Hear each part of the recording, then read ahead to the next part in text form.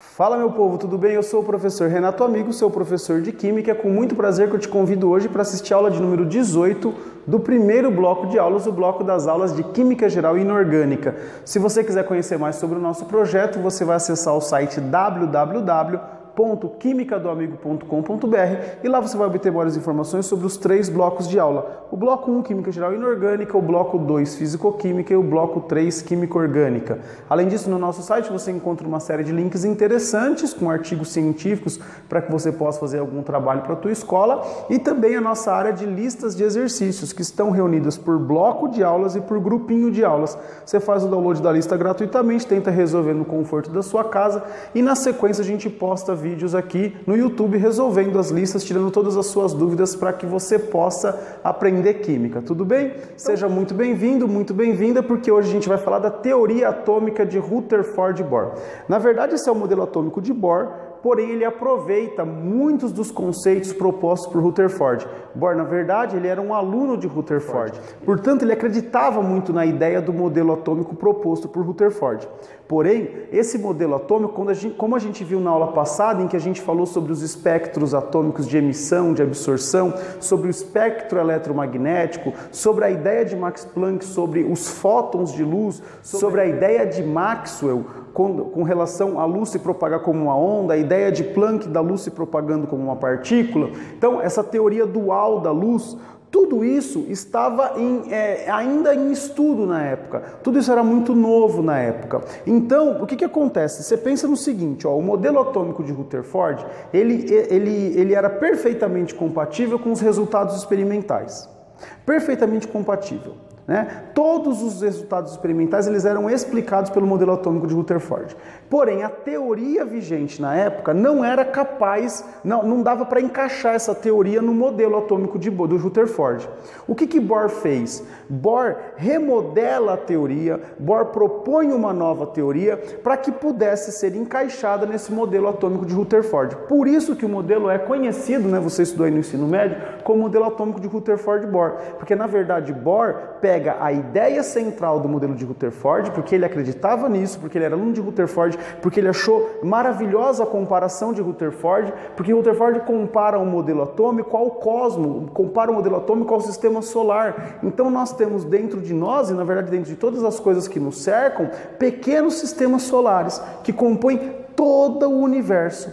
Então olha só que interessante, o macro sendo explicado no micro.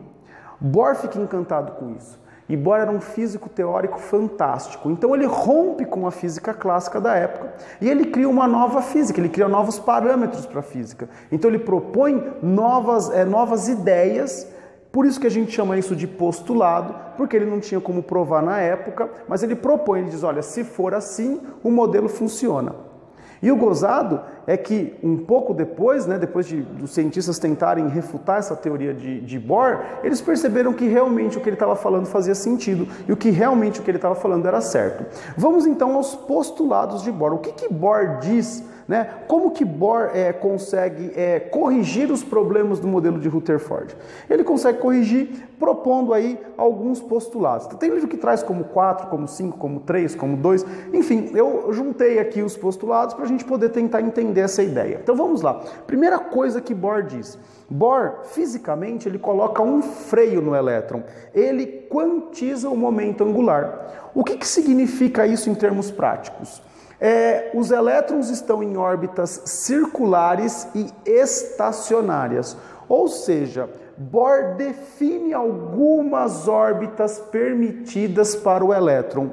Nesse momento, Bohr consegue calcular o raio dessas órbitas e ele também consegue calcular a energia que cada órbita deveria ter. Ele consegue estipular cálculos teóricos quantizando o momento angular, ou seja, colocando esse momento angular submetido a um múltiplo inteiro que ele chama isso de número de camada ou nível de energia, que a gente vai ver que são esses Nzinhos que eu estou colocando aqui, ó, N igual a 1, N igual a 2, N igual a 3, 4, 5, 6, 7, infinitos N's, né? A gente sabe que a gente estuda apenas até o nível 7, mas a gente tem infinitos, né, níveis de energia. Então ele estabelece que o átomo, a eletrosfera do átomo, ela tem apenas determinadas órbitas específicas.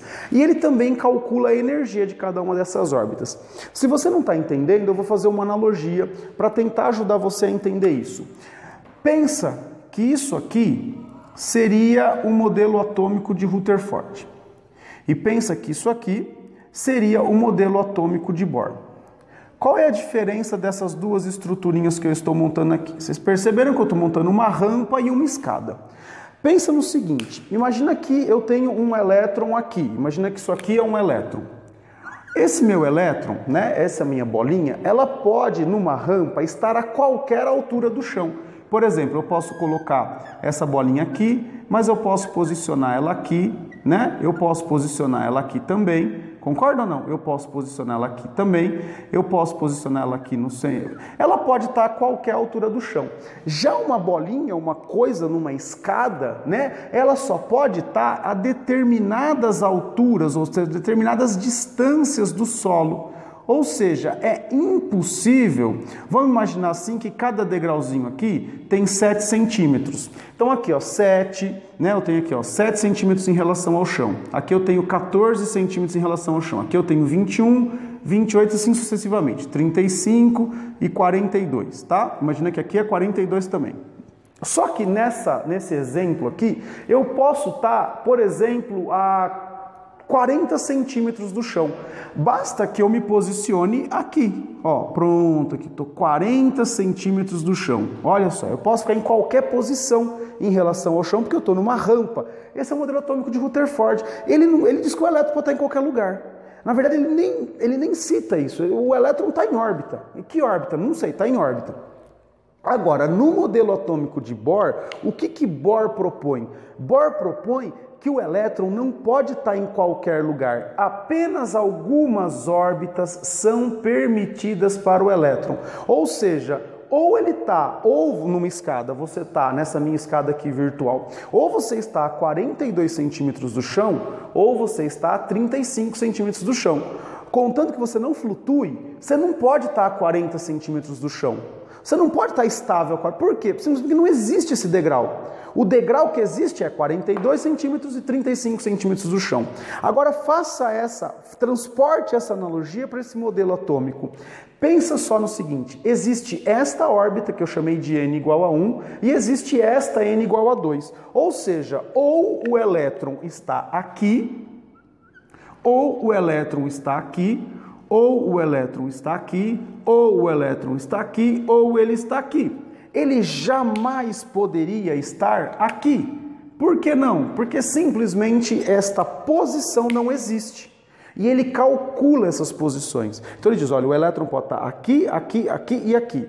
Mas aqui no meio não pode estar. E olha só que interessante, ele calcula as energias para cada órbita. E para isso ele propõe uma fórmula, né? Para calcular essa energia. Qual que é a fórmula? Menos 13,6 dividido por n elevado ao quadrado. Tá? É lógico que aqui na nossa aula de química não é o intuito discutir como que ele chegou nessa fórmula. O importante é que ela existe e ela foi validada. Então, o que acontece? Essa unidade de energia é em elétron-volts, tudo bem? Elétron-volts. Então, o que acontece? Imagina que o elétron está nesta órbita de número 1. Qual é a energia dele? Então, vamos colocar aqui, ó, a energia da órbita 1. Ó, é menos 13,6 dividido por 1 ao quadrado, que é o próprio 1, né? Então, aqui, a energia da órbita 1, menos 13,6 elétron-volts. Agora pensa que eu estou na órbita 2. O que eu tenho que fazer aqui? Eu tenho que substituir esse valor por 2. Então eu vou fazer menos 13,6 dividido por 2 ao quadrado. Então eu vou ter menos 13,6 dividido por 4. Essa conta eu já fiz. O resultado dá menos 3,4 elétron-volts. Se eu continuar a brincadeira, com um E igual a 3, né, a minha energia da camada do nível de número 3, eu vou substituir aqui o N por 3, então 3 ao quadrado dá 9. Menos 13,6 dividido por 9 dá menos 1,5 elétron-volts. Tudo bem? Fazer a última aqui, ó. Vou fazer só mais uma aqui, ó. É igual a 4. Eu tenho que substituir por 4. 4 ao quadrado. Então eu vou ter menos 13,6 dividido por 16. Quanto que dá esse resultado aqui, ó? Dá menos 0,86 elétron-volts. Tudo bem? Tranquilo até aí? Então, vamos imaginar o seguinte. Outra coisa que ele propõe, na verdade, é o que ele conclui com base nesses dados aqui. Quanto mais distante do núcleo, maior será a energia. Não, professor, é menor. Olha só o sinal. Negativo. Tudo bem? Então imagina, aqui é menos 13,6, aqui é menos 3,4, menos 1,5, menos 0,85 e assim sucessivamente. Você pode calcular na tua casa para qualquer M. Tudo bem? Beleza? Tranquilo?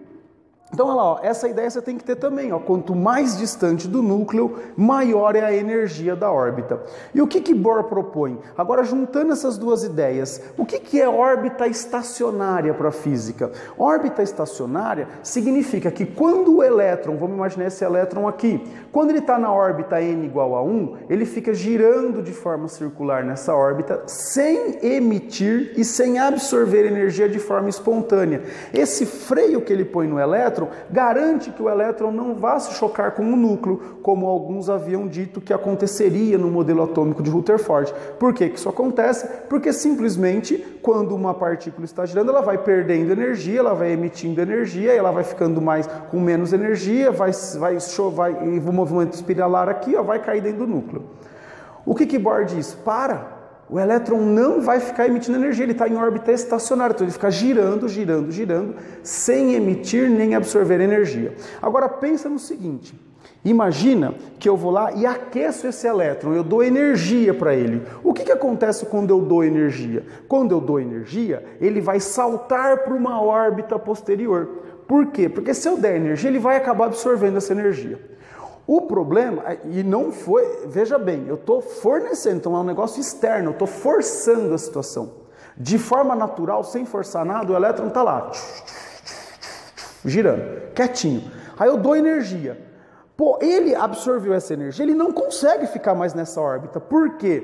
Porque tem um tanto de energia para essa órbita. Agora, se eu der energia para ele, para onde que ele vai? Ele vai para uma órbita posterior. E aí entra a ideia do salto quântico. Olha só que interessante. Imagina que eu dei exatamente 10,2 elétron-volts para um elétron. Olha só, se eu der 10,2, concorda que ele tem energia suficiente para sair daqui e vir para esta órbita? Concorda? Porque é a diferença de energia entre essas duas órbitas. Mas se eu desse 10,1, 10,1 ele não ia fazer nada. Por quê? Porque não tem órbita com 10,1.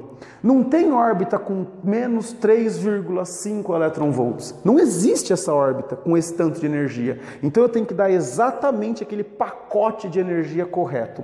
E essa energia que eu dou, eu posso dar de forma, eu posso dar energia térmica, eu posso dar com energia elétrica, tudo bem? Eu posso aquecer mesmo um objeto ou eu posso fornecer energia elétrica. Você já vai entender isso aí. Tudo bem? Então, olha lá, o elétron saltou de órbita. Beleza, agora ele está aqui. Só que ele está aqui com mais energia. O que acontece com ele? Quando eu parar de fornecer essa energia, então eu dei lá o pacotinho de energia, ele saltou. Só que a energia dele não é essa, ele está com energia a mais. Então, o que acontece quando a gente cessa o fornecimento de energia? Quando a gente cessa o fornecimento de energia, o elétron simplesmente volta para a órbita original. Porém, quando ele volta para a órbita original, ele emite a energia que ele absorveu. Então, ele emite essa energia. E o gozado é que ele emite esse fóton de energia como se fosse luz. Né? E aí a gente consegue encaixar essa luz naquele espectro eletromagnético. E dependendo do comprimento de onda, não sei se você lembra, essa emissão pode cair na região do visível. E aí você enxerga uma luz. Olha só que interessante. Já viram lá os fogos de artifício? Pá! vermelho, amarelo, verde. O que é isso? Significa que as transições eletrônicas, ou seja, os saltos dos elétrons, né, os fótons emitidos pelos elétrons, vão cair exatamente naquela região do amarelo, do vermelho, do verde.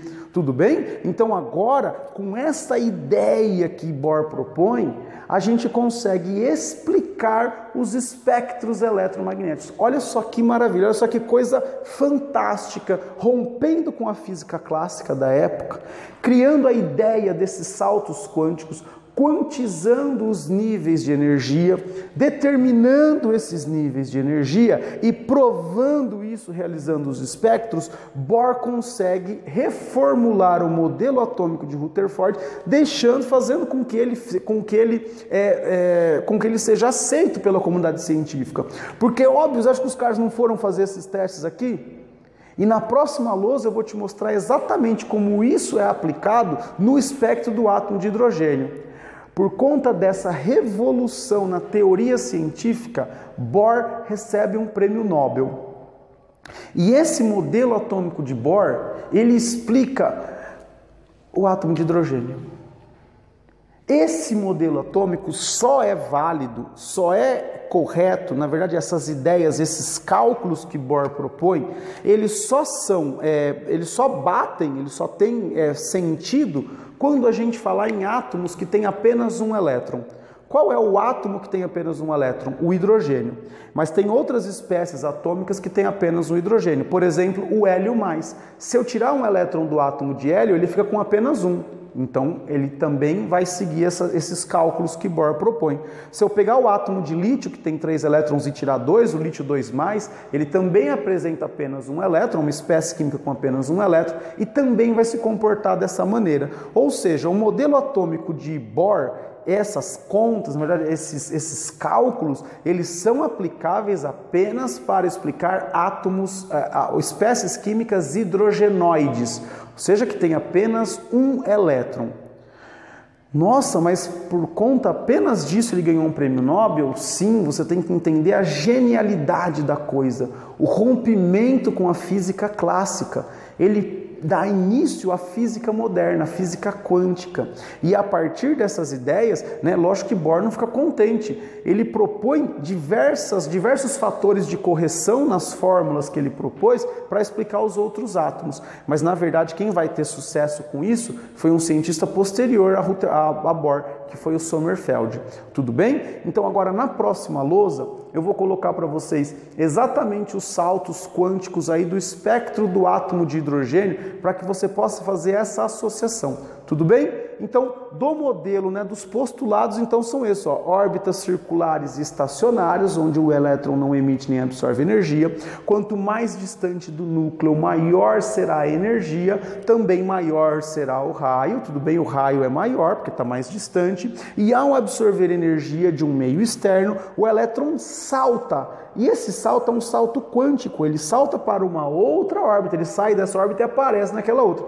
Quando a energia para de ser fornecida, ele volta para a órbita original, emitindo um fóton de energia. Então eu dou lá energia elétrica, ele me devolve em energia luminosa. Olha só que interessante. E se essa energia luminosa cai na região do visível, eu consigo enxergar uma cor ali.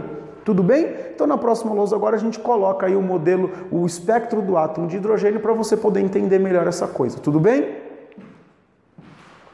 Fala galera, voltamos aqui com uma lousa nova. Agora a gente vai explicar um pouquinho melhor esses saltos quânticos aqui, tudo bem? Olha o que acontece. Vamos imaginar, e aqui está o espectro do átomo de hidrogênio, tudo bem? Vamos olhar para cá primeiro, olha aqui, imagina eu estou desenhando aqui representando um átomo de Bohr, só a metadezinha dele, que é o que interessa para a gente, mostrando aqui 4 órbitas possíveis, N1, N2, N3, N4. Então aqui órbita 1, aqui órbita 2, aqui órbita 3 e aqui órbita 4. Vamos imaginar então que eu tenho um elétron aqui e eu forneci energia suficiente para ele saltar para esta 4ª órbita aqui, tudo bem? Como pode acontecer o retorno deste elétron? Ele não retorna apenas da órbita 4 para a órbita 1. Ele pode retornar passando por qualquer órbita. Olha o caso número 1 aqui, pensa bem, ele retornou da órbita 4 para a órbita 3, da órbita 3 para a órbita 2, da órbita 2 ele voltou aqui para a órbita 1.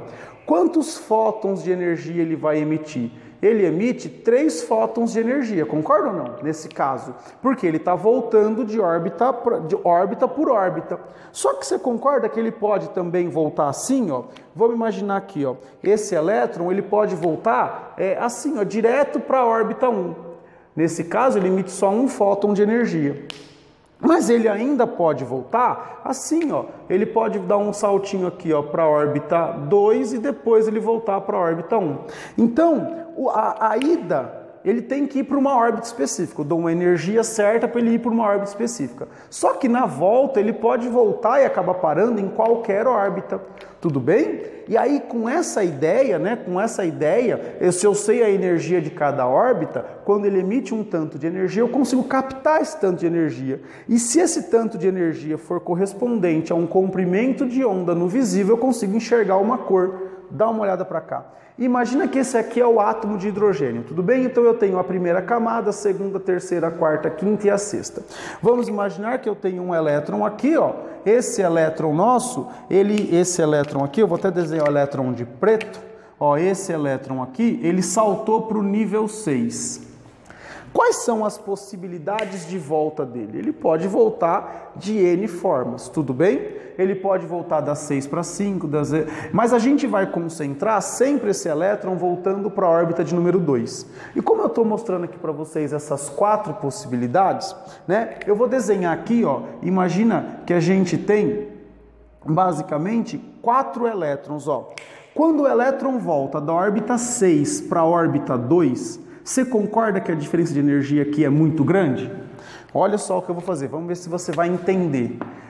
Essa volta, eu estou desenhando aqui em roxo. Por quê? Porque esta energia é exatamente a quantidade de energia que eu, fazendo as conversões necessárias, chego no comprimento de onda do roxo, do violeta. Olha só, então o violeta, lembra que começa no vermelho e vai até o violeta, o espectro visível, e que o vermelho tem o maior comprimento de onda, ou seja, a menor frequência, a menor energia, enquanto que o roxo, o violeta, tem o menor comprimento de onda, consequentemente a maior frequência e a maior energia. Olha só que interessante. Quando o elétron sai do nível N igual a 5 e vem para o nível N igual a 2, olha o que acontece. Olha o fóton de energia, que cor que é? Cai na cor do visível azul. Olha aqui o azul, porque aqui a energia é um pouco menor. A energia da cor azul é menor mesmo que a da cor violeta, não é verdade? Agora imagina que o elétron está aqui. Ele está no nível 4, para ele voltar para o nível 2, vocês concordam que ele vai estar emitindo menos energia? Olha aqui a energia do nível 2. Olha só que interessante, a cor laranja. Está lá no gráfico. Agora, se ele voltar do 3 para o 2, concorda que a diferença aqui vai ser menor? Você já consegue preencher isso aqui sozinho. Olha lá o fóton vermelho. Toda vez que o elétron no átomo hidrogenoide volta para o nível 2, o espectro cai na região do visível. Esses fótons de luz caem na região do visível. Se por um acaso ele voltar para a região, para a camada N igual a 1, vocês concordam que todas essas energias serão maiores? Todas elas serão maiores? Esse espectro da volta para o nível 1, ele vai cair então num ponto de maior energia. Vamos pensar? Vermelho, sei o que lá, violeta. Quem vem com mais energia que o violeta, que a luz violeta? A região do ultravioleta. Pois é, quando o elétron volta de uma camada qualquer para a camada 1, o espectro cai na região do ultravioleta. E se ele voltar para N igual a 3, ele vai ter menos energia, então ele cai na região do infravermelho. Olha só que interessante, não é? Pessoal, com isso então, a gente termina essa primeira parte, né, da aula, né, essa teoria atômica, todas as teorias atômicas, né, a gente vai até Bohr. Na próxima aula a gente vai começar a discutir um pouquinho da eletrosfera. E aí a gente vai perceber que quando a gente analisa esse espectro para átomos que não são hidrogenoides, né, para átomos que têm mais elétrons, a gente percebe que na verdade existem mais transições aqui que os espectros da época e que Bohr não conseguem enxergar. cabe a Sommerfeld propor uma nova análise dos espectros. Lógico que os espectros evoluíram, então Sommerfeld percebe que existem, além dos níveis de energia, ainda vai existir um novo conceito, que é o conceito de subníveis de energia. E aí a gente finaliza a próxima aula falando sobre a distribuição eletrônica, ou seja, eu vou pegar átomos que têm mais do que um elétron e vou posicionar esses elétrons numa eletrosfera muito mais completa, muito mais complexa. Mas se você assistir a nossa aula, você vai ver que não é tão complexo assim e é tranquilo de entender. Tudo bem? Eu espero então que vocês tenham gostado dessa aula, que essa aula tenha sido útil para você nos seus estudos. Não percam a próxima aula, onde a gente vai destrinchar essa eletrosfera com as ideias do modelo atômico de Sommerfeld. Eu espero sinceramente que, se você gostou, você dê um like, você dê um joinha aí para poder potencializar as nossas visualizações no canal. Se foi importante para você, por favor, compartilhe com seus amigos nas suas redes sociais. Se você tem alguma dúvida, sugestão, crítica ou elogio, você pode entrar em contato comigo aqui nos comentários do YouTube ou nos e-mails que estão aparecendo aqui, dúvidas@quimicadoamigo.com.br e contato@quimicadoamigo.com.br. No mais, eu só tenho que te agradecer e dizer beijo, tchau.